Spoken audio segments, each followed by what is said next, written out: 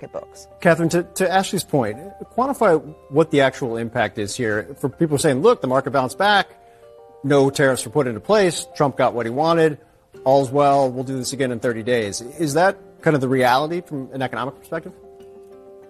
I mean, I don't know what Trump wanted in this situation. Again, he didn't actually get anything. But if he were to put these tariffs in place, they would be very painful for American consumers. Okay, Scott. I mean, this is the total lie. This is public information. He got what he wanted. He got an agreement from our neighbors to do more on the border. That's what he wanted, and he got it. Exactly what they have already been doing. I understand you're the minister of propaganda tonight, but you don't have to be. You could just say, "Hey, all's well that ends well." Here, come on.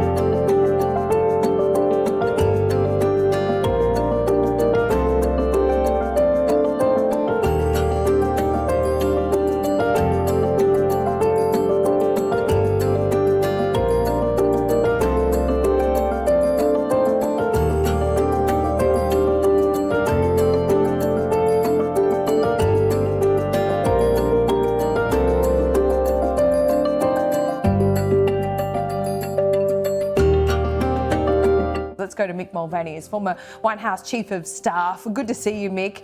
Well, we could have seen this coming. Certainly the threats were there. They had their effect. Donald Trump was ready to follow through. And all of a sudden we have some action. And you should expect to see this pattern, Laura, again and again. Keep in mind, a couple of weeks ago, he didn't like what Colombia, the country of Colombia, was doing with the repatriation of some illegal immigrants. So he threatened tariffs, and they changed their policies.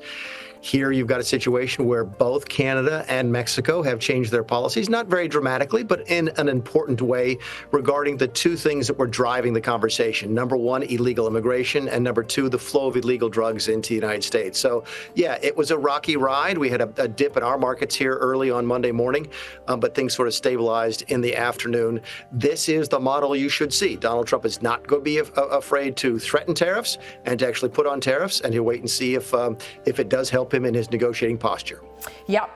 Where do you think he's going with all of this? Because, of course, Canada, Trudeau in his statement, it was pretty veiled or thinly veiled, saying, oh, we're going to put $200 million behind this.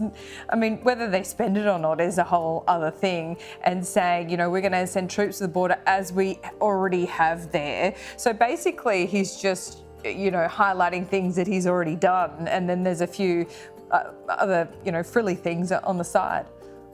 Yeah, in the greater scheme of things, the list of grievances that the Trump administration has with Canada is fairly small. Look, they're one of they are our closest trading partners. They're one of our closest friends. I mean, we share the world's largest unenforced border with them between the U.S. and Canada. So it didn't take a lot, I don't think, from the Canadians to sort of get the Trump team to agree to sort of, just take a breather here for a little bit. Mexico's a different story. The Mexican situation is very serious. Obviously, it's a much bigger problem for us from an immigration standpoint and from a drug flow standpoint. So we'll be watching very closely as to whether or not those 10,000 Mexican troops actually go to the northern parts of Mexico. I've been there. I've been to the northern parts of Mexico when I was in office, and it is a failed state there in many ways. The government does not have a great deal of control over that area. No. So we will see real change in Mexico.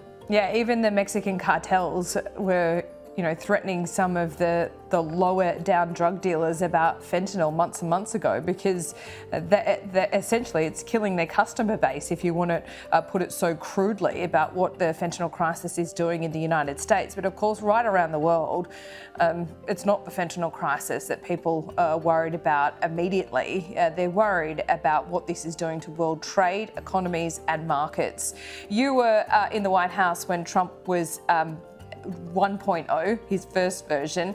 And Joe Hockey at the time had to remind Donald Trump and his administration that Australia has a trade deficit, that we're strong allies. We've been there with every single war in the last 100 years. Do you think Donald Trump remembers that? Are we in his sights at all?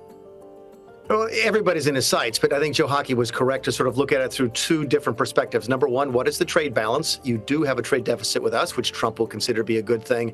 And number two, you do spend a good bit of money on your own defense.